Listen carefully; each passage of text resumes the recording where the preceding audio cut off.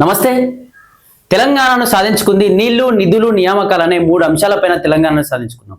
కానీ తెలంగాణ వచ్చి 12 నెలలు గడుస్తున్న సందర్భంగా కూడా ఇప్పటికీ తెలంగాణలో ఇంకా నిరుద్యోగులు పెద్ద ఎత్తున కూడా రోడ్లు ఎక్కుతూనే ఉన్నారు. ఇప్పటికే 2 లక్షల ఉద్యోగాలు ఇస్తా అని చెప్పింది కాంగ్రెస్ ప్రభుత్వం. ఈ కాంగ్రెస్ ప్రభుత్వానికి ఓట్లేపించింది కూడా దాదాపు 99% నిరుద్యోగులు. కానీ నిరుద్యోగుల పక్షాన ప్రభుత్వం ఎందుకు ఉండలేకపోతుంది? రకరకాలుగా మాట్లాడతాడు. కాంగ్రెస్ నాయకులు ఒకరు 20,000 ఉద్యోగాలు ఇచ్చామని చెప్తారు, ఒకరు 30,000 అని చెప్తారు, ఒకరు 40,000 అని చెప్తారు. కనీసం ఏ మంత్రికో ఏ ఒక్క నాయకునికో కనీసం వాళ్ళు చర్చలు చేయకుండా డైరెక్ట్ గా ప్రెస్ మీట్ పెట్టి రకరకాల సంఖ్యల్లో మాట్లాడుతూ ఉంటారు. కానీ నిరుద్యోగులు ఎవరైతే ఉన్నారో వీళ్ళను పేడ్ బ్యాచ్ అని చెప్పేసి, లేకపోతే ఇతర పార్టీల నుంచి పనిచేస్తా ఉన్నారు, వీళ్ళకి ఎవరో బాస్ ఉన్నాడని చెప్పేసి నిజమైన నిరుద్యోగులు అందరూ లైబ్రరీలో చదువుకుంటా ఉన్నారు, ఎగ్జామ్స్ రాస్తా ఉన్నారు, కొందరు ఇంటి దగ్గర వాళ్ళ తల్లిదండ్రులను చూసుకుంటా ఉన్నారు. ఏవైతే రోడ్లపైకి వచ్చి పోరాటం చేస్తా ఉన్నారో వాళ్ళంతా నిరుద్యోగులు కాదు, పేడ్ ఆర్టిస్టులు అని చెప్పేసి కూడా చాలా నాయకులు మాట్లాడుతూ వచ్చారు. వాళ్ళకు వ్యతిరేకంగా అంటే వాళ్ళ మాటలకు రీకౌంటర్ చేయడానికి కూడా ఎన్నోసార్లు నిరుద్యోగులు అందరూ కూడా చాలా మంది నిరుద్యోగులు వందల సంఖ్యలో వేల సంఖ్యలో ప్రెస్ మీట్లు కూడా పెట్టిన పరిస్థితి. ఎంతమంది ప్రెస్ మీట్లు పెట్టినా, ఎంతమంది నిరాహార దీక్షలకు కూర్చున్నా ఎక్కడిదక్కడ అరెస్ట్ చేయడం, వాళ్ళపైన కేసులు పెట్టడం, వాళ్ళపైన ఇష్టానురీత్యా కూడా వాళ్ళని ఎక్కడ పడితే అక్కడ తింపుతూ పిఎస్లను తింపుతూ వాళ్ళని ఇబ్బందులు చిత్రహింసలు పెడుతున్న పరిస్థితి.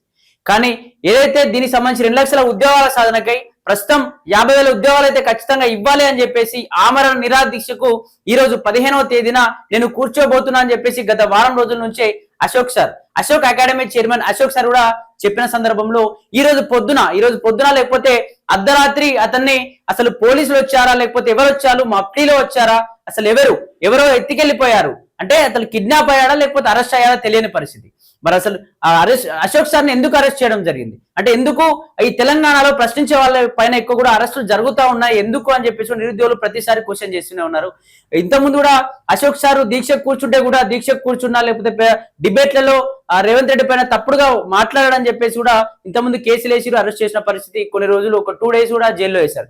కానీ ఇప్పుడు నిరాహార దీక్ష చేస్తున్నాడని చెప్పేసి పొద్దున్నే వచ్చేసి ఇంటి దగ్గర లేకపోతే ఆఫీస్ దగ్గర నుంచో తీసుకెళ్లిపోయారు. కనీసం ఇప్పటి వరకు ఎటువంటి ఇన్ఫర్మేషన్ లేదని చెప్పేసి తన అశోక్ సార్ వాళ్ళ వైఫ్ కావచ్చు, అలాగే వాళ్ళ ఏదైతే స్టూడెంట్స్ అందరూ కూడా పెద్ద ఎత్తున కూడా మాట్లాడుతూ ఉన్నారు. ప్రతి పిఎస్ లో అడుగు కనుక్కునే ప్రయత్నం చేస్తా ఉన్నారు. కానీ ఇప్పటికీ ఆచూకీ తెలియని పరిస్థితి. అసలు ఎవరు తీసుకెళ్లారు, ఎక్కడున్నారు, ఏమైనా సమాచారం వచ్చిందా అని చెప్పేసి పూర్తి విషయాలు మాట్లాడదాం. మనతో పాటు ఫోన్ కాల్లోకి రాబోతా ఉన్నారు అశోక్ సార్ వాళ్ళ వైఫ్.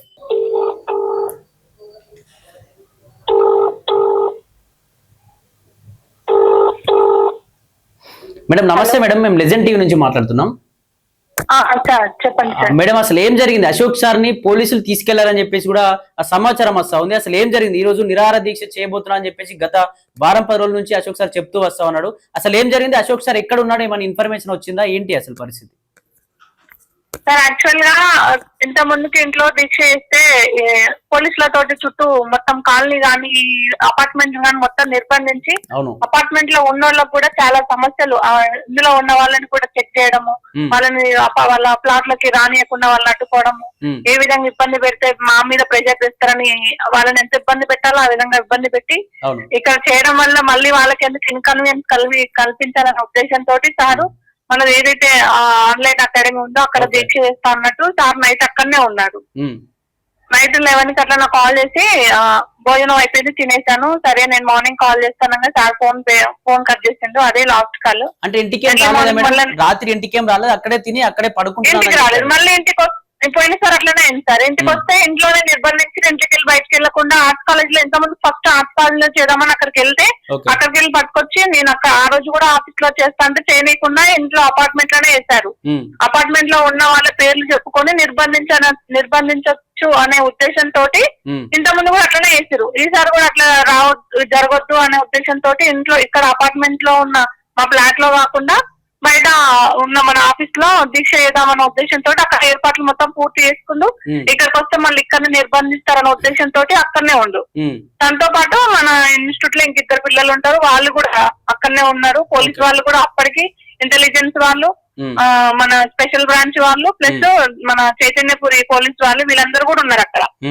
సరే వాళ్ళ సెక్యూరిటీ వాళ్ళ డ్యూటీ పర్పస్ లో వాళ్ళు వచ్చారు కదా, ఇక సారు నైట్ 11కి అట్లా నాకు కాల్ చేసిండు. నేను ఎర్లీ మార్నింగ్ 8కి అట్లా వస్తాను అని చెప్పేసిన. మార్నింగ్ 8కి అట్లా కాల్ చేస్తుంటే అందులో ఉన్న పిల్లలకి కాల్ చేస్తే పిల్లలు లిఫ్ట్ చేయట్లేరు, సార్లు ఎవరు కూడా ఫోన్ లిఫ్ట్ చేయట్లేరు. ఫోన్ లిఫ్ట్ చేస్తలేరని నాకు అనుమానం వచ్చేసి నేను అక్కడికి వెళ్ళి చూసేసరికి గేట్ కి అయితే లాక్ చేసింది సార్. ఓకే. మరి మత్తిలో వచ్చిన పోలీసు వాళ్ళు పట్టుకెళ్ళిరా ఇంకా బయట వాళ్ళు ఎవరైనా తీసుకెళ్ళిరా? నాకు అఫీషియల్ గా మాత్రము మేము ఇట్లా తీసుకెళ్లామని నాకు ఒక్క కాల్ కూడా ఇప్పటిదాకా ఎవరు కాల్ చేయలేదు. మీరు అకాడమీలో కూడా సీసీ కెమెరాలు ఉంటాయి, ఎప్పుడైనా లోపలికి వెళ్ళి చెక్ చేసే ప్రయత్నం చేశారా? సీసీ కెమెరాల కనెక్షన్ తీసేశారు సార్. ఓకే. అది కనెక్షన్ కూడా వాటిని పీకేసారు మొత్తం బయట ఉన్న గేట్ కి లోపలి పోకుండా గేట్ కి తాళం వేసారు. ఇప్పుడు కూడా అక్కడ 3 లేడీస్ కానిస్టేబుల్ 3 జెంట్స్ కానిస్టేబుల్ 6 ఉన్నారు అక్కడ అకాడమీ దగ్గర. గేట్ కి లాగేసిన తర్వాత కూడా 6 ఉన్నారు అక్కడ. మా అపార్ట్మెంట్ దగ్గర 2 ఉన్నారు. అంటే వాళ్ళను పోలీసులను మీ అకాడమీ దగ్గరికి వెళ్ళారు కదా, మీరు అక్కడ ఆ ఉన్న లేడీ కానిస్టేబుల్ అడిగే ప్రయత్నం చేశారా? మా సార్ని ఎక్కడికి తీసుకెళ్లారు? మాకు తెలియదు, మాకు ఇక్కడ డ్యూటీ వేశారు. మా డ్యూటీ పర్పస్ లో మేము ఇక్కడికి వచ్చాము. ఎవరు తీసుకెళ్లారు ఎక్కడ తీసుకెళ్లారు మాకు ఇన్ఫర్మేషన్ తెలియదు. ఏమైనా కావాలంటే పిఎస్సి పోయాడు కానీ అంటే నేను పిఎస్ దగ్గర కూడా వెళ్ళాను. ఎక్కడ ఏపీఎస్ దగ్గర? అక్కడ చైతన్యపురి పిఎస్ కి వెళ్ళాను. ఓకే. ఏం చెప్తా ఉన్నారు? అక్కడ ఉన్న ఎస్ఐని అడిగితే కూర్చోండి ఇన్ఫర్మేషన్ ఇస్తా అంటే ఒక ½ అవర్ కూర్చున్న తర్వాతకి మళ్ళీ పోయి అడిగితే మా వాళ్ళే తీసుకెళ్లారమ్మా, అఫీషియల్ గా మీకు తర్వాతకి ఇన్ఫర్మేషన్ ఇస్తాము అని ఒకే మాట చెప్పారు. కానీ ఎక్కడ తీసుకెళ్లారు ఎక్కడ పెట్టారు అనేది అక్కడున్న పిఎస్ లోనైతే లేరు. ఎక్కడ తీసుకెళ్లారు అనేది నాకు అఫీషియల్ గా ఇప్పటిదాకా ఇన్ఫర్మేషన్ అయితే ఏం రాలేదు సార్. ఓకే. ఇప్పుడు ఏంటంటే ఇప్పుడు లోపల వర్క్ చేసే వాళ్ళు ఉన్నారు కదా, వాళ్ళని కూడా తీసుకెళ్లారా? వాళ్ళు ఇక్కడ ఉన్నారా? వాళ్ళని కూడా తీసుకెళ్లారు. వాళ్ళని తీసుకెళ్తారు. వాళ్ళ మొబైల్ తీసుకున్నారు. వాళ్ళ మొబైల్ కూడా కలవట్లేదు. మరి వాళ్ళనన్నా వదిలిపెట్టాలి. అవును. సార్ అంటే దీక్ష చేస్తుంది, కారణం రీజన్ ఉంది, పట్టుకోలేరు మీరు. ఆ పిల్లలిద్దరు కూడా వాళ్ళకేం తెలియదు. వాళ్ళ పేరెంట్స్ కూడా ఎప్పుడు తెలిస్తే వాళ్ళని కూడా మమ్మల్ని అంటారు కదా, మీ ఇన్స్టిట్యూట్ కి వస్తే ఇదంతా ఏంది, మా వాళ్ళు ఎందుకు పట్టుకెళ్ళారు అని మమ్మల్ని కూడా వాళ్ళు క్వశ్చన్ చేస్తారు. మేము వాళ్ళకేం సమాధానం చెప్పాలి? అవును. వాళ్ళని ఎందుకు పట్టుకెళ్తే కనీసం నాకన్నా ఇన్ఫర్మేషన్ ఇవ్వాలి కదా, మా దగ్గర ఉన్నారు ఇట్లా ఉన్నారు పలానా చోట ఉన్నారని చెప్పాలి. ఇంకోటి ఏంటంటే సార్ ఒకవేళ ముందస్తుగానే ఎట్లా పట్టుకెళ్తారనే అనుమానం వచ్చి ఒకవేళ నన్ను తీసుకెళ్లిన ఎక్కడ ఉంచినా, ఏ జైల్లో ఉంచినా, ఏ స్టేషన్ ఉంచినా నేను మాత్రం దీక్ష కొనసాగిస్తానే చెప్పింది సార్. ఇంతకుముందు ఎప్పుడన్నా అట్లే తీసుకెళ్ళినప్పుడు మీకు సమాచారం వచ్చారు, ఈ పోలీస్ స్టేషన్ లో ఉన్నారు, పలానా పోలీస్ స్టేషన్ లో ఉన్నారు, ఇప్పుడు బెయిల్ వస్తుంది, లేకపోతే ఈ ఎఫ్ఐఆర్ అని చెప్పి చాలా సార్లు ఇన్ఫర్మేషన్ ఇచ్చారు. కానీ ఇప్పుడు ఇవ్వకపోవడం పట్ల ఏమున్నట్టు అనుకోవచ్చు అసలు దాని వెనుక? అదే సార్, మరి గవర్నమెంట్ భయపడుతుందా, ఎవరు భయపడతారో సార్ చూసి నాకు అర్థం కావట్లేదు. కానీ శాంతియుతంగా దీక్ష చేస్తున్నప్పుడు సెక్యూరిటీ కల్పించుకోండి, బయట మీరు ఎటువంటి విఘాతం కలగకుండా. అవును, శాంతియుతంగానే చేస్తున్నా అని చెప్పాడు, ఎటువంటి ఇబ్బంది రాదు, నేను ఒక్కనే శాంతియుతంగా దీక్ష కూర్చుంటాను కూడా చెప్పాడు. అవునవును సార్. ఆ విధంగా చెప్పినాక కూడా ఇట్లా చేయడం అనేది అర్థం కావట్లేదు. అదే నేను వీళ్ళు నాకు ఇంకా అఫీషియల్ నైట్ తీసుకెళ్ళినా మార్నింగ్ తీసుకెళ్ళి తెలియదు. ఇప్పుడు 4 అవుతుంది సార్, ఇప్పటిదాకా నాకు ఏ ఇన్ఫర్మేషన్ ఇవ్వలేదు. నేను ఒక లాయర్ ని మాట్లాడుకుని లాయర్ తోటే మాట్లాడిపిస్తాను. ఇప్పుడు నేను అడిగితే నన్ను క్వశ్చన్ నన్ను అడగనియ్యరు వాళ్ళు. లాయర్ కి ఏం సమాధానం చెప్తారో చూద్దాం. లాయర్ ని తీసుకొని 5 o'clock అట్లా స్టేషన్ కి వెళ్ళి మాట్లాడదామని చూస్తున్నాను నేను. ఇప్పటిదాకా కూడా సరే తను ఏ విధంగా ఉండు, ఏ కండిషన్ లో ఉండు, ఎక్కడ ఉంచారు, అరేంజ్మెంట్స్ అన్న కనీసం ఏమన్నా వేసారా అనేది కూడా కనీసం ఒక ఇన్ఫర్మేషన్ మాట్లాడిపియాలి కదా. అవునవును. అసలు మరి మీరైనా తీసుకెళ్లిరా తీసుకోపోలేదా? అవును, మీకైనా డౌట్ ఉంటుంది అసలు మరి పోలీసులు తీసుకెళ్ళి కిడ్నాప్ అయ్యారా? మీరు పోలీసులు మీరు మస్తుగా చెప్తారు, నాకు తనతో మాట్లాడిపియాలి కదా. నేను ఇక్కడనే ఉన్నా, పలానా స్టేషన్ లో ఉన్నా, నేను మంచిగానే ఉన్నానే తను చెప్తే మనకు ఒక కన్ఫర్మేషన్ వస్తుంది. మీరు మస్తుగా చెప్తారు. ఒక కాల్ గానీ ఏది కానీ చేయలేదు, కాల్ కూడా రాలేదు. ఎందుకంటే పొద్దున 8కి కాల్ చేస్తా అని చెప్పేసి అప్పుడు మీకు లేకపోయేసరికి ఇప్పటిదాకా కనిపించలేదు కాబట్టి మీ భయం మొదలవుతుంది. అసలు నిజంగానే పోలీసులు తీసుకెళ్లారా, కిడ్నాప్ అయ్యాడా, అసలు ఏం జరుగుతుందని చెప్పేసి మీకు కూడా భయం మొదలవుతుంది. అవును సార్, నేను ఎర్లీ మార్నింగ్ కాబట్టి సరే ఎక్కువసేపు అయినాక చెప్తారని ఇప్పటిదాకా వెయిట్ చేశాను. ఇప్పుడు 4 అవుతుంది, ఇప్పటిదాకా కూడా నాకు ఒక్క కాల్ కూడా రాలేదు. ఓకే అండి, ఏం చెప్తాం అనుకుంటారు చివరిగా? ఇప్పుడు సార్ని ఎన్నిసార్లు కూడా నిరుద్యోగులకు సపోర్ట్ చేసినా కూడా లేదు, ఈయన స్వలాభం కోసమే చేస్తున్నాడని చెప్పి కొందరు, లేకపోతే ఇతర పార్టీలు ఎన్నుకున్నాయని చెప్పి, లేకపోతే ఎమ్మెల్సీ కోసం ఇవన్నీ ప్రయత్నాలు జరుగుతున్నాయి, చాలా మంది చాలా రకాలుగా మాట్లాడుతూ ఉన్నారు. మరి నిజంగా మీరేం చెప్పదలుచుకున్నారు ప్రభుత్వానికి? ఇప్పుడు ఎవ్వరు నిజాయితీగా నిక్కచ్చిగా ఎవ్వరు చేసినా కానీ బురద తల్లిదలు చల్లుతూనే ఉంటారు సార్. ఇప్పుడు దీక్ష మరి చేయొచ్చుగా, వాళ్ళు చేసినా సార్ పక్కన రాసుకుంటారు. మీరు ముందండి చెయ్యండి. మరి అవును, మీకు చెయ్యచేత కాదు, చేసే వాళ్ళ మీద ఇట్లా బురదలు చల్లడం వల్ల ఇంకా బయటకి ఎవరు వస్తారు చెప్పండి? ఇప్పుడు నోటిఫికేషన్ల మీద కానీ నిరుద్యోగుల మీద కూడా క్వశ్చన్స్ వేసే వాళ్ళు ఎవరు ఒకసారి ఉన్నారు. ఈయన ఒక్క నోరు మోపిస్తే మిగిలిన వాళ్ళందరూ కూడా బయటికి రారనే ఉద్దేశంతో కదా. ఎవరు అడుగుతున్నారు చెప్పండి? లైబ్రరీలో పిల్లలకు వచ్చి అప్పుడప్పుడు నిరసనలు తెలుపుతున్నారు కానీ బయటకు వచ్చి గట్టిగా చేసే వాళ్ళు ఎవరున్నారు? ఎవరు లేరు. అశోక్ సార్ అయితే గట్టిగా చేస్తారు. ఈయన గట్టిగా నిర్బంధిస్తే బయటకి ఇన్ఫర్మేషన్ రాకుండా ఇటు బయటికి పోకుండా ఈ విధంగా అడగదొక్కడానికి ఇన్ని ప్రయత్నాలు చేయాల్సిన అవసరం ఏముంది? శాంతియుతంగానే చేసుకుంటారు కదా, బయట పోయి మీరు ముట్టడి చేయండి, అది చేయండి, ఇది చేయండి అన్నట్టు ఏం పిలుపునివ్వలేదు కదా, తను ఒక్కడే చేస్తున్నాడు. కాకపోతే ఇంకా మంది పోలీసులు పెట్టుకోండి, ఒక 2-3 రోజులు అయితే హాస్పిటల్ తీసుకెళ్ళండి. ఇట్లా దొంగతనంగా పట్టుకుపోయేది ఎక్కడ ఎవరికి తెలియకుండా. సీసీ కెమెరాలు కూడా కనెక్షన్ మొత్తం తీసేశారు, మొత్తం సీసీ కెమెరాలు కూడా పనిచేయట్లేదు, ఆఫీస్ కి లాక్ చేశారు. అందులో ఇంకేమైనా లోపల ఇంకేమైనా సిస్టమ్ లో అట్లా అవన్నీ ఇంకా సెక్యూర్ గా ఉన్నాయా లేదో కూడా తెలియదు. ఇంకా మిమ్మల్ని అసలు కనీసం లోపల కూడా అలో చేయట్లేదండి? లాక్ ఉంది సార్, లాక్ లేవు కదా, కీస్ లేవు కదా. ఓకే ఓకే, అక్కడ పోలీసు అయితే ఉన్నారు కానీ లాక్ వేసారు, లోపలికి అయితే పోనివ్వట్లేదు. అవును. ఓకే ఓకే ఓకే, ఏం చెప్తాం అనుకుంటున్నా? ఒకటి సార్ అయితే దీక్ష 100% దీక్ష చేస్తూనే ఉంటాడు. మరి ఒక రోజు దాచి పెడతారా, 2 రోజులు దాచి పెడతారు, 2 రోజులు దాచి పెడతారు, 3వ రోజు అయితే హెల్త్ ఆరోగ్యం క్షీణిస్తుంది కదా, అప్పుడైనా బయటకు తీసుకురాక. మీరు బయటికి రాకుండా ఎన్ని రోజులు దాచి పెడతారు? మీరు ఎన్ని రోజులు దాచి పెడతారు మీరు బయటికి రాకుండా?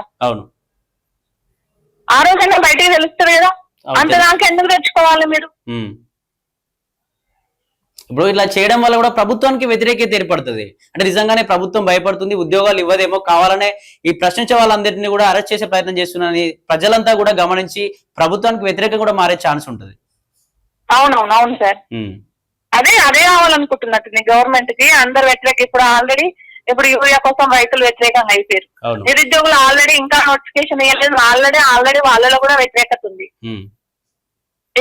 మీరు ఎవరికి మంచి చేస్తున్నారు చెప్పండి? పోనీ 2 లక్షల ఉద్యోగాలు ఏమనట్లేదు కదా సార్. ఇప్పుడు ఏవైతే రెడీగా ఉన్నాయో, ఆర్థిక శాఖ ఆమోదం పొందిందో, ఏవైతే ఖాళీలు ఉన్నాయో, ఒక 50,000 ఉద్యోగాలు ఏమన్నా అడుగుతున్నారు. అది ఒక నోటిఫికేషన్ ఇవ్వచ్చు కదా, మిగిలిన తర్వాతకి ఈ సంవత్సరం కాకుండా నెక్స్ట్ ఇయర్ ఏదు. మీరు అన్నట్టు 2 లక్షల ఉద్యోగాలు సంవత్సరం లోపల ఇస్తాను హామీ ఇచ్చారు. సంవత్సరం లోపల మీకు 2 లక్షలు ఇవ్వమని మేమేం అడగట్లేదు, 50,000 ఉద్యోగాలు ఇవ్వండి అని అడుగుతున్నారు. చాలా మంది ఏజ్ బారైపోయి చదవలేక, ఇంటికి పోలేక, మొహాన్ చూపించలేక హాస్టల్లో ఉంటూ 5 రూపాయలు భోజనం చేసుకుంటూ వాళ్ళు కుమిలిపోతూ ఉన్నారు. ఒక నోటిఫికేషన్ ఇస్తే ఇదే లాస్ట్ ఛాన్స్ అని కూర్చొని చదువుకుంటారు కదా. ఉన్న గ్రూప్ అన్ని దాని ఆగమాగం చేసి పెట్టారు. ఆ గ్రూప్ 2, గ్రూప్ 3 పోస్టులు కూడా ఫిల్అప్ చేయలేదు. ఇంకా ఆ గ్రూప్ 1 ఎట్లా ఇప్పుడు కొలికి రాస్తారు? అవేదో దీనికి మిగిలిన పోస్టులు ఖాళీలు ఎన్నున్నాయి చూసి మేము పలానా కనీసం జాబ్ క్యాలెండర్ లో పలానా డేట్ ఈ డేట్ లోగా మేము నోటిఫికేషన్ ఇస్తామని అదొకటి జాబ్ క్యాలెండర్ రిలీజ్ అన్నారు కదా, రిలీజ్ అన్నారు కదా, మొన్న కూడా అసెంబ్లీలో చెప్పారు కదా.